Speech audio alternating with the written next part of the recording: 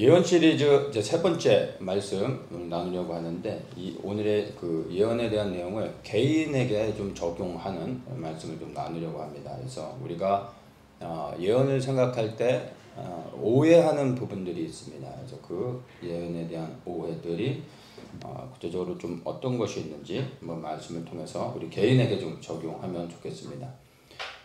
계속해서 이제 말씀을 나누고 있지만, 예언은 단순히 사람의 장래에 대해서, 앞으로 일어날 일들에 대해서 말하는 것이 아니라, 예언은 하나님의 뜻에 대한 것을 말하는 거라고 나눴습니다. 그래서 예언의 본질은 나에 대한 것이 아니라 하나님에 관한 것이라고, 또 우리가 예언의 본질이 누구를 향하고 있는지도 또 생각해 보았습니다. 그래서 하나님에 대한 것, 우리가 모든 예언을 들을 때 그 예언의 중심에 항상 하나님이 있어야 된다는 것을 생각하면서 오늘 이 말씀을 적용하는데, 특별히 우리 개개인에게 적용할 때 나에게 개인에게 하나님의 예언의 말씀이 임할 수 있습니다. 근데 그 예언의 말씀을 내가 개인적으로 받을 때 이것을 어떻게 하나님과 연관되어질 수 있는 것인가, 그리고 이것을 어떻게 하나님과 연관해서 내가 해석해야 되는가, 이것은 우리 개개인이 또 풀어가야 될 문제가 되는 겁니다. 그래서 예언은 본질적으로 하나님에 관한 말씀이고 하나님의 뜻에 대한 것이지만, 그런데 우리 개개인도 하나님의 예언이 임할 수 있는 겁니다. 그러면 우리 개개인에게 하나님의 예언의 말씀이 임하는 것을 어떻게 우리가 생각해야 되냐면, 그것을 단순히 나의 미래에 대한 나의 미래에 대한 일로 받아들이는 것이 아니라, 그것을 하나님의 뜻 안에 있는 나의 미래의 일이 무엇인가를 생각해 봐야 되는 겁니다. 그래서 개인적으로 예언을 받을 때 우리는 앞으로 일어날 나의 일에 대해서 관심을 갖고 거기에 집중하기보다는, 그리고 그러한 예언의 말씀을 알려고 하기보다는 나를 통한 하나님의 뜻이 무엇인지 거기에 더 집중을 해야 된다는 겁니다. 그래서 단순히 예언을 받으면서 나의 미래가 이렇게 된대 저렇게 된대 하며 나의 미래의 일들에 대한 궁금증 자체에 예언에 초점을 맞추는 것이 아니라, 그리하여 그러면 이러한 앞으로의 나의 어떤 이 예언의 메시지가, 나를 향한 예언의 메시지가 하나님의 뜻 안에서 어떻게 풀어져야 되는지, 그러면 내가 어떻게 반응해야 하며 나가야 되는지, 이렇게 하나님께 초점을 맞춰야 된다는 것입니다. 그리고 우리 개개인이 어떤 예언을 받을 때 그 받은 예언을 반드시 하나님의 뜻 안에서 내 스스로가 해석해야 되는 겁니다. 그 자체를 그냥 받아들이면서 끝나는 것이 아니라, 어떤 축복의 메시지를 예를 들어서 받았다 했을 때 그 축복의 예언의 메시지가 그러면 하나님의 뜻 안에서 내가 어떻게 해석을 하고 적용해야 될지, 이 축복이 왜 나에게 하나님의 예언의 말씀으로 주셨는지, 그러면 이 축복을 그냥 받을 것이 아니라, 그러면 이 축복을 통하여 하나님이 나에게 무엇을 계획하시며 나에게 무엇을 요구하고 계신지, 내가 받은 그 예언의 말씀들을 가지고 하나님의 뜻을 더 분별하려고 한 단계 나아가야 된다는 겁니다. 우리는 개인적으로 예언을 받을 때 대부분의 사람들이 초점을 맞추는 게 뭐냐면 축복의 말씀입니다. 이거는 부인할 수 없는 거죠. 그래서 많은 사람들의 예언을 쫓아가는 이유 중에 하나도 축복의 말씀을 듣고 싶은 겁니다.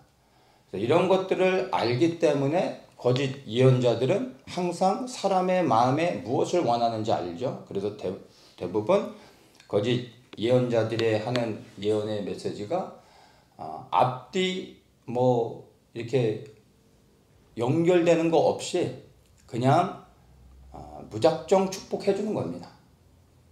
그런데도 불구하고 대부분의 사람들이 일단 축복의 말씀을 들을 때 기분 나쁠 건 없잖아요. 그냥 다 대부분 그런 축복의 메시지를 받을 때 받아들입니다. 그리고 그것에 대해서 하나님께 가지고 나가 분별하면서 그것들을 새롭게 하나님의 뜻 안에서 해석하려고 하지 않습니다. 그냥 축복의 메시지는 누가 했든 간에 그냥 받기를 원하는 마음인 거죠. 그래서 대부분 다라고 말할 수는 없지만 예언 사역자들 중에서 많은 사람들이 예언의 메시지를 개인에게 적용할 때 앞으로 이렇게 될 겁니다. 하나님이 이렇게 축복해 주십니다. 앞으로 형통할 겁니다. 복을 받을 겁니다. 이런 얘기들을 합니다. 근데 이게 본인에게만 하는 게 아니라 또 다른 사람한테 거의 비슷하게들 합니다. 그러면 우리가 이러한 축복의 메시지를 받았을 때 왜 복을 받는지, 하나님께서 왜 복을 주시는지, 그리고 그러면 복을 받은 후에 나는 어떻게 해야 되는지, 무엇을 해야만 되는 것인지, 이런 것들에 대해서 구체적으로 말해주지 않는다는 겁니다. 그냥 축복의 말씀만 선포하고 끝난다는 거죠. 말씀드린 것처럼 대부분의 사람들이 축복의 메시지를 들었을 때 이 두 가지를 생각하지 않는다는 거예요. 하나님 왜 내게 복을 주시는가? 그러면 나는 복을 받은 다음에 내가 하나님 앞에 어떻게 반응하며 나가야 되는가? 이런 것들을 생각하지 않는다는 겁니다. 그냥 축복의 메시지가 좋다는 거죠. 거기서 끝나버립니다. 우리가 이스라엘 백성들의 그 역사를 보면 하나님께서 이스라엘 백성들을 향하여 끊임없이 예언의 말씀들을 선포하십니다. 구약을 통해 우리가 끊임없이 하나님께서 이스라엘 백성들을 통해 하시는 말씀들을 보죠. 뭡니까? 하나님께서 단순히 이스라엘 백성들을 향하여서 언약하시고 또 예언의 말씀을 하십니다. 그들에게 복을 주신다고 말하시죠. 하나님께서 앞뒤 다 자르고 그냥 무조건 복을 주신다고 합니까? 그렇지 않죠. 구약의 선지자들을 통하여서 하나님께서 계속해서 이스라엘 백성에게 하시는 말씀들을 보면은 너희가 앞으로 이렇게 복 받을 것이다 라고 말씀하시는 것이 아니라 항상 그 앞에 조건이 붙습니다. 너희가 내 앞에서 이렇게 행할 때 내가 너희를 축복할 것이다. 마냥 축복하신다고 말씀하지 않으신다는 거죠. 그건 우리가 너무나 잘하는 거 아닙니까? 너희가 내 앞에서 온전히 행하면 내가 너에게 명한 모든 말씀을 다 지켜 행하면 내가 너에게 복을 줄 것이다. 맞죠? 하나님이 이스라엘 백성들을 향하여 예언하시는데 그 예언의 말씀 가운데 그들을 향한 축복의 말씀 가운데 반드시 조건이 붙습니다. 이렇게 행할 때 내가 너에게 복을 줄 것이다. 그렇게 끝납니까 또? 그 다음에 어떻게 됩니까? 하나님께서 그들에게 가나안 땅에 들어가 너희가 그 땅에서 내가 주는 복을 누리고 살아가게 될 거다라고 하고 그걸로 끝나는 것이 아니라 그 다음에 하나님께서 가나안 땅에 들어간 이스라엘 백성들을 향하여 언약을 지키시고 그리고 그들에게 축복해 주시고 난 후에 또다시 계속해서 말씀하시는 것이 무엇입니까? 이제 너희가 내 말에 순종하며 살아야 된다. 언약 율법을 주시면서 그 말씀 안에서 계속해서 그들이 말씀을 지키며 살아갈 것을 요구하신다는 겁니다. 그러면 하나님께서 이스라엘 백성들에게 축복의 예언의 말씀을 하실 때 무엇이 붙었습니까? 처음에 조건이 붙는 겁니다. 너희가 이렇게 하면 내가 이렇게 복을 줄 것이다. 그리고 너희가 이렇게 복을 받을 때 더욱더 나를 변함없이 계속해서 나만을 섬겨야 된다. 그러면 그 땅 가운데 영원토록 거하도록 할 것이다. 맞죠? 이 두 가지가 반드시 붙는 것입니다. 어떤 거예요? 첫 번째 조건이 있고 두 번째 복을 받은 후에 더욱더 하나님의 말씀에 순종하면서 말씀을 따라가는 삶을 살아야 된다는 것입니다. 그래서 하나님의 축복에는 항상 조건이 있고 그 다음에 축복에는 반드시 목적이 있는 것입니다. 그 조건에 맞을 때, 즉 조건이 뭡니까? 다시 얘기하면 말씀에 순종하는 겁니다. 그리고 그렇게 축복을 받았을 때 그 축복, 이스라엘 백성들을 향한 축복의 목적이 무엇입니까? 하나님만을 섬기게 하시고 하나님만을 섬김으로 온 열방에 이스라엘의 여호와 하나님이 유일하신 하나님이심을 이스라엘 통하여 드러내 보이기 원하셨던 겁니다. 복을 받아서 끝이 아니라 복을 받았기 때문에 더욱더 하나님의 말씀에 순종하며 계속해서 그 말씀 안에 살아가야 된다라는 것을 우리가 볼 수가 있습니다. 그러면은 이것이 우리 개개인이 한 어떤 예언의 어떤 축복의 말씀들, 이런 그 예언에 받을 때 동일하게 우리에게 적용이 되어져야 되는 겁니다. 하나님이 우리를 축복하실 때 반드시 조건이 있습니다.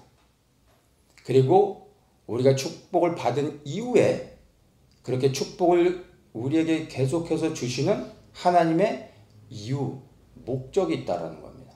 그러면 그런 것들을 우리가 분별하며 나를 향한 하나님의 뜻이 무엇인지 계속 깨닫고 거기에 반응하며 나가야 된다는 것입니다.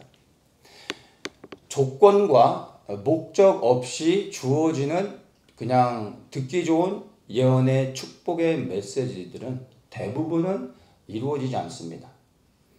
여러분들도 한번 돌이켜 생각해 보세요. 누군가에게 앞뒤 다 자르고 그냥 축복의 메시지 같은 것들, 예언적 선포 이런 거를 들은 적이 있으십니까?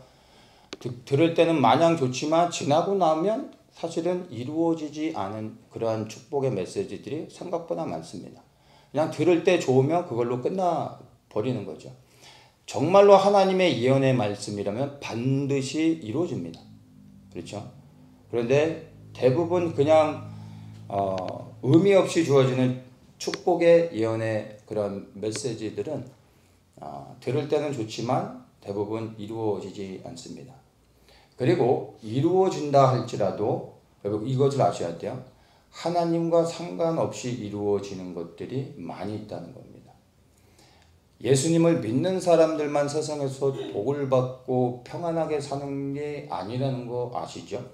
예수님을 믿지 않는 사람도 이 땅에 살아가는 동안에 부귀와 영화를 누리며 예수님을 믿는 사람들보다 더 편안한 삶을 살다가 죽는 사람들도 많습니다. 그거는 설명하지 않아도 다 아실 겁니다. 그러면 그들은 예수님을 믿지 않았음에도 불구하고 하나님의 축복을 받아서 그런 복을 누리며 이 땅에서 부귀와 영화를 누리는 겁니까? 아니라는 거죠. 우리가 받는 축복들, 우리가 누리는 어떤 복들이 사실은 하나님과 상관이 없는 것들이 생각보다 많습니다.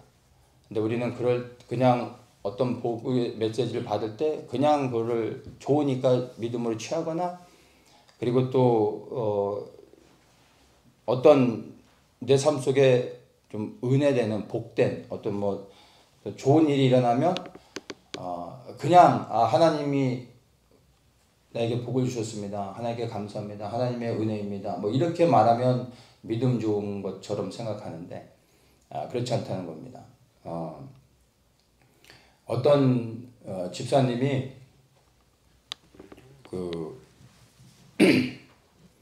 주일날에 이제 카지노를 가졌어요. 이분이 이 주일 예배를 빼고 아침에 일찍 가고 싶은데 그런데 이제 그래도 예배는 드리고 가야지 하고 이제 주일 성수는 하고 가야지 해서 주일 성수를 하고 이제 차를 메고 불이 나게 이제 달려간 거예요. 한국 얘기가 아니라 우리 미국 얘기입니다. 우리 캘리포니아에서 라스베가스 가는 게 2시간 그냥 냅다 밟으면 2시간 10분이면 갑니다. 그래서 이 캘리포니아 분들이 라스베가스를 많이 가는데 오전에 예배를 드리고 이제 라스베가스를 쏜 거예요. 그리고 이제 가서 카지노에서 돈을 많이 따신 거예요, 이번에. 다음 주에 이제 와가지고 주일날 이제 성도들과 교제하면서 간증을 하는 겁니다. 지난주 카지노 가는데 돈 엄청 많이 땄다고. 내가 주일 성수 이거 빼고 가려고 했다가 그래도 주일은 지키고 가야지 해서 주일 성수를 하고 갔더니 하나님이 나한테 그냥 대박을 치게 해주셔서 돈을 정말 많이 딴 것 같다고. 하나님께 정말 너무 감사하다. 주일 성수 해야 된다고.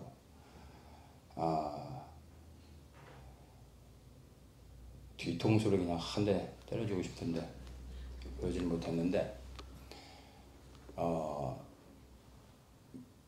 무조건 나한테 좋은 일이 일어났다고 해서 그것을 하나님께 감사하다고 하면 그게 믿음 있는 모습이 전혀 아닌 거죠. 우리가 일상의 모든 삶 속에서 정말 모든 순간순간을 하나님께 감사하고 하나님께 찬양을 올려드려야 되지만 여러분 상황을 봐가면서 하나님께 영광을 돌리셔야 됩니다. 카지노에서 돈 벌고 하나님께 영광이라고 하나님께 감사하다고 하나님이 벌게 해주셨다고 하시면은 안 되는 거죠. 이건 하나님을 참 속상하게 하는 것입니다. 그렇죠? 그래서 우리가 생각보다 이런 거는 우리가 분별할 수 있는데 그런데 사실은 우리의 일상의 평범한 삶의 현장 가운데서 이것을 그대로 적용할 때 사람들은 많이 실수합니다. 여기 있는 분들 중에 카지노 가서 돈 따갖고 와가지고 하나님께 영광 돌립니다 라고 말할 사람은 없겠지만 그러나 우리의 일상 가운데서 하나님과 상관없이 살아가다가 내 삶 속에 어떤 문제 하나가 잘 풀렸을 때 하나님 감사합니다 라고 말할 때 그게 하나님이 받으실 수 있는 하나님이 기뻐하실 수 있는 하나님의 영광을 받으실 수 있는 그러한 이 말씀이 되는지를 곰곰이 생각해 보셔야 된다는 겁니다. 일상의 삶 가운데서는 정말 예수님을 찾지도 않고 그냥 세상의 사람들과 똑같이 살아가다가 그냥 어떤 일이 잘 되어진 거죠. 그래서 정말 감사한 일이 생긴 겁니다.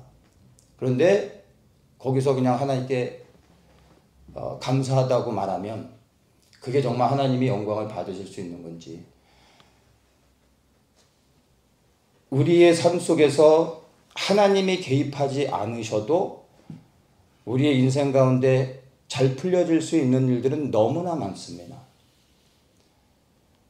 일이 잘 풀려지냐 안 풀려지느냐 이게 더 중요한 것이 아니라 매 순간 내가 정말 하나님의 뜻 안에서 행하고 있는가를 분별해 보아야 되는 겁니다.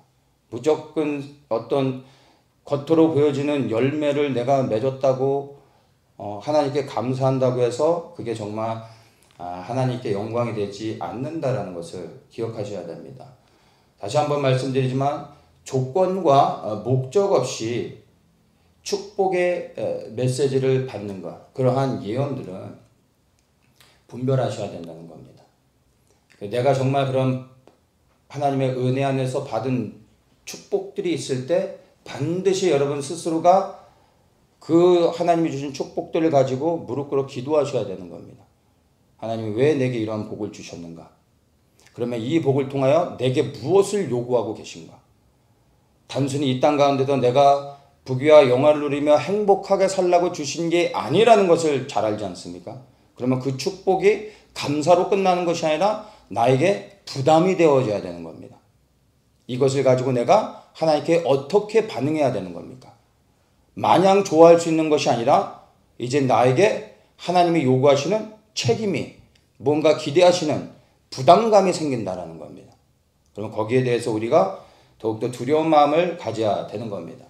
그래서 근거 없이 앞뒤 다 자르고 어떠한 조건과 목적 없이 선포되어지는 아무 의미 없는 축복의 메시지들, 그러한 예언의 말씀들 여러분 스스로가 걸러내셔야 된다는 것을 여러분이 분명히 기억을 하셔야 됩니다. 우리는 누구한테든 축복의 메시지를 받으면 일단은 좋습니다. 뭐 기분 나쁠 건 없으니까 사람들이 그거에 대해서 따지지 않습니다. 그리고 질문하지 않습니다. 만약에 저주를 했다면 따지겠죠. 왜 이러냐고. 내가 뭔 문제가 있냐고. 근데 축복의 메시지는 사람들이 절대 물어보지 않습니다. 그냥 좋기 때문에 그냥 좋은 게 좋은 거니까 그냥 넘어가는 거죠. 말씀드린 것처럼 우리가 어떤 축복의 예언의 말씀을 받았다 할지라도 그것을 하나님의 뜻 안에서 분별하고 해석하려고 스스로 한 발자국 더 나아가야 된다는 것입니다.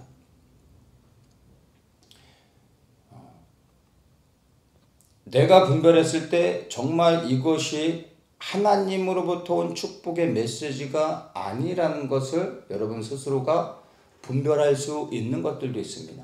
그러면 그것들은 여러분이 걸러 내셔야 됩니다. 오히려 그 축복의 말씀들을 거부할 수도 있어야 되는 겁니다.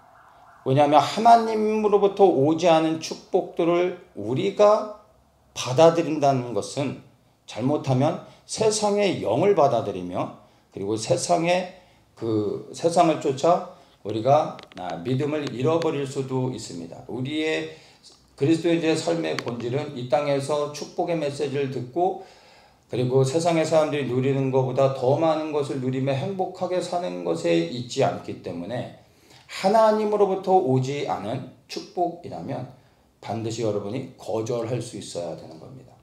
또한 나를 향한 어떤 저주의 메시지 그리고 책망의 메시지가 있다 할지라도 정말 그것이 주님께로부터 온 것이라면 겸손하게 믿음으로 받을 수도 있어야 되는 것입니다.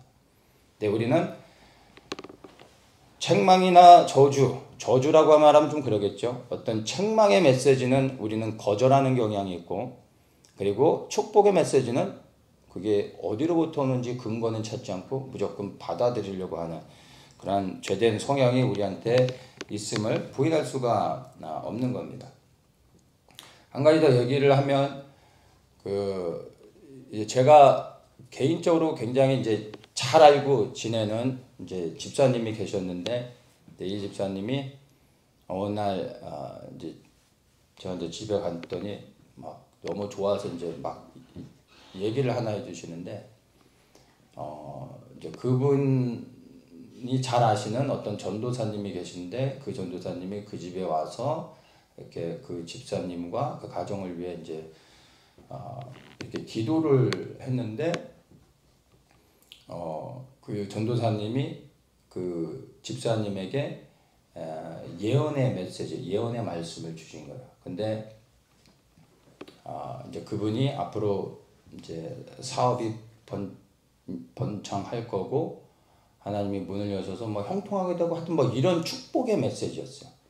근데 굉장히 성경적 근거를 가지고 뭐 이렇게 쭉 이렇게 주셨나 봐요. 근데 저한테 막 너무 좋아서 그분이 기도하시는 분인데 우리 집에 와서 이렇게 기도 몇 시간을 하다가 주님이 주시는 어떤 예언의 말씀이라고 하면서 해주셨는데 막 이런 저런 축복해 주셨다고 하면서 막 너무 좋아하시는 거예요. 근데 이 집사님하고 그 기도해 준 전도사님이 비즈니스를 같이 동업하는 비즈니스를 시작한 지 얼마 안 됐을 때예요. 그리고 이제 이 전도사님이 그 비즈니스를 더 주도적으로 하고 이분이 이제 같이 동업을 하게 된 상황이었어요. 그러니까 이제 이분이 필요한 거고, 그러니까 집에 자주 그 이후로부터 집을 좀 자주 와서 방문하면서 계속 교제 나누고 이제 그랬던 거예요. 그리고 그런 상황 가운데 기도를 하고 그런 메시지를 전한 거죠. 근데 저는 이제 제3자의 입장에서 이렇게 보면 이게 다 보이는 거죠. 그냥 앞뒤 다 자르고 그냥 축복의 메시지였습니다. 근데 이 집사님은 그런 축복을 받으니까 너무 좋은 거예요.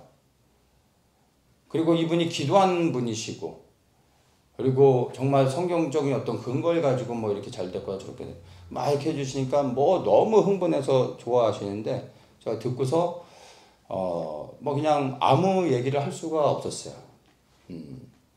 두 분의 비즈니스는 오래 가지 않았습니다. 생각보다 짧게 끝나고 아무런 일도 일어나지 않았습니다. 결과가 다 말해주는 겁니다. 우리가 흔히 듣는 그리고 흔히 선포하는 수많은 축복의 메시지들 대부분 이렇게 끝나는 겁니다. 말씀드렸지만 혹 그렇게 축복이 내게 임했다 할지라도 여러분 그걸 분별하셔야 되는 겁니다. 하나님으로부터 오지 않은 축복을 내가 하나님으로부터 온 건 줄 알고 취하고 난 후에 그것으로 인하여 생겨나는 문제는 생각보다 더 복잡해질 수 있다는 겁니다. 나로 하여금 하나님이 주신 게 아니라면 나로 하여금 오히려 그 축복으로 인하여 하나님을 떠나게 하는 일이 될 수 있다는 것을 여러분들이 반드시 기억해야 됩니다. 우리는 어떤 축복의 예언의 말씀을 쫓아다니는 사람들이 아니라 예수 그리스도를 쫓는 사람들 아닙니까? 우리는 예수님이 우리에게 축복해 주시기 때문에 장래에 복된 일을 해 주실 거라 믿기 때문에 따라가는 것이 아니라 이미 예수님이 우리에게 영원한 생명을 주셨기 때문에 이제 이 땅에서의 우리의 삶을 기쁨으로 주님께 드리고 순종하며 살아가는 삶 아닙니까? 그러면 이제 더 이상 우리가 축복의 예언의 말씀을 쫓아다닐 이유가 전혀 없는 겁니다. 오늘 우리가 이 예레미야 23장 이 말씀을 읽었는데 다시 한번 좀 봅니다. 이 예레미야 시대에 예레미야가 이제 그 남유다가 엄청나게 하나님 앞에 범죄하여 하나님의 심판을 앞에 놓여져 있어서 예레미야는 끊임없이 하나님의 심판을 경고하고 있었지만 거짓 선지자들은 무엇입니까? 뭐라고 말합니까? 잘 되어질 거다. 하나님이 복을 주실 거다. 끊임없이 사람들을 속였죠. 이렇게 말합니다. 25절입니다. 내 이름으로 거짓을 예언하는 선지자들의 말에 내가 몽사를 얻었다. 그 거짓 선지자들이 말하는 거죠. 내가 꿈을 보았다. 내가 환상을 보았다. 내가 하나님의 계시를 들었다. 이렇게 하면서 이스라엘 백성들을 속이는 겁니다. 그리고 죄에서 돌이켜 하나님 앞에 나아오지 못하도록 그리고 이 달콤한 거짓 예언으로 회개하지 않고 죄된 삶을 그대로 살아가도록 했던 것입니다. 그래서 26절에 거짓을 예언한 선지자들이 언제까지 이 마음을 품겠느냐? 그들은 그 마음에 간교한 것을 예언하느니라. 그들이 서로 몽사를 말하니 그 생각인즉 그들의 열조가 바알로 인하여 내 이름을 잃어버린 것 같이 내 백성으로 내 이름을 잊게 하려 함이로다. 여기 이 말씀이 중요합니다. 거짓 선지자들이 왜 거짓 예언을 하는지 아십니까? 27절의 마지막입니다. 내 백성으로 내 이름을 잊게 하려 함이니라. 거짓 선지자들의 예언의 메시지의 목적, 하나님을 떠나게 하는 겁니다. 하나님의 뜻을 버리고 나의 유익만을 쫓아가게 만드는 것입니다. 그리고 이러한 축복만을 따라가는 사람은 결국에 예수님을 떠나게 되어 있습니다. 반드시 그 끝은 예수님을 떠납니다. 그런데 안타깝게 세상에 축복을 쫓는 수많은 사람들이 있습니다. 그런데 그 축복을 쫓아다니는 사람들, 축복을 받기 원하는 사람들, 이러한 사람들의 대부분이 교회 안에서 무엇을 쫓아다닙니까? 예언을 쫓아다닌다는 겁니다. 예수님이 아닌 예수님의 손 안에 있는 이 땅에서의 축복들을 쫓아다니는 사람들. 근데 그 끝은 무엇입니까? 결국에 하나님을 잊어버리게 만든다는 겁니다. 이 말씀을 우리가 정말로 진지하게 받아야 됩니다. 오늘날 거짓 예언들이 너무나 많이 교회 안에서 흘러가고 있습니다. 그런데도 수많은 사람들이 이것을 분별하지 못하는 이유는 이것들을 원하기 때문이에요. 아무리 여러분 나쁜 것을 판매해도 정말 이게 나쁜 거라 생각해서 사람들이 사지 않으면 이것이 생산되지 않습니다. 소비가 없으면, 구매하는 사람이 없으면 여러분 만들 수 없습니다. 만들어도 사가지 않기 때문에 더 이상 만들지 않습니다. 그런데 이런 거짓 예언들이 끊임없이 계속해서 교회 안에서 흘러나올 수 있는 이유가 뭔지 압니까? 이거를 원하는 사람들이 교회 안에 아직도 많고 이것들에 넘어가는 사람들이 아직도 있기 때문에 교회 안에서조차 아직도 계속해서 근거 없는 축복의 메시지들만 전하는 사람들, 그리하여 사람의 길을 즐겁게 하고 사람의 마음을 사고 그것으로 인하여 자기의 유익을 삼는 수많은 사람들이 있다라는 것입니다. 우리는 이제 겸손하게 하나님으로부터 주어지는 예언의 말씀들, 우리를 살릴 수 있는 책망의 말씀을 듣기보다는 나를 즐겁게 해주고 나를 편안하게 해주고 나를 만족스럽게 해주는 그러한 메시지를 찾는 것에 이미 길들여진 수많은 사람들이 교회 안에 넘쳐나고 있기 때문에 어느 누구 한 사람만, 즉 거짓 선지자들에게만 책임이 있다 말할 수 있는 것이 아니라 그것을 찾는 사람들이 교회 안에 너무나 많이 있기 때문에 이들도 거짓 선지자들이 여전히 교회 안에 있다는 것을 생각할 때 우리 모두가 진지하게 생각을 해보아야 되는 것입니다. 말씀이신 예수님께서 나의 주인이 되시면 우리는 더 이상 예언을 쫓아다닐 필요 없습니다. 내 안에서 주님이 말씀하십니다. 그 말씀이 예언적 선포가 되어지는 겁니다. 나를 통하여 주님이 말씀하시게 하면 되는 겁니다. 거짓 예언을 쫓아다니는 사람들이 아니라 우리의 말씀이신 예수 그리스도, 우리의 생명 되신 예수 그리스도께 내 삶을 드려 그분께 순종하며 우리가 살아간다면 우리의 삶을 통하여 말씀의 열매가 맺혀지게 될 거고 우리 한 사람 한 사람을 통하여 하나님이 원하시는 그분의 말씀을 우리의 입술을 통하여 선포하게 하시고 그리고 이루어지게 하실 겁니다. 예언을 쫓는 자가 아닌 하나님의 입술이 되어 예언을 선포하며 하나님의 뜻을 이루시는 분들이 되시기를 예수님의 이름으로 축복합니다.